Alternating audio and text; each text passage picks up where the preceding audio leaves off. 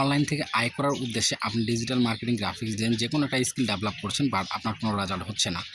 কেন হচ্ছে না এটা আপনি বুঝতে পারছেন না। এটার কারণটা হচ্ছে কি ভাই, আপনি একটু রিয়ালাইজ করে দেখেন, আপনি শুধুমাত্র ডিজিটাল মার্কেটিং বা গ্রাফিক্স ডিজাইন বা UX UI design, app design যেটাই জানেন না কেন, আপনি সাকসেস হতে পারবেন না, ট্রাস্ট মি।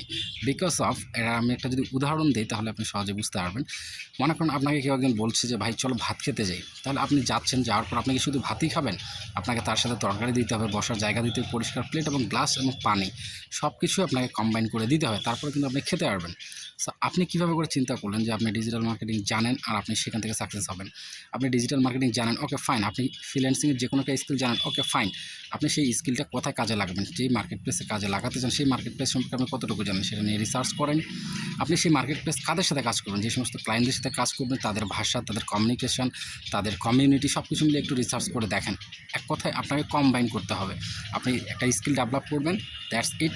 তারপর আপনাকে মার্কেট প্লেস সম্পর্কে জানতে হবে, ফাইন।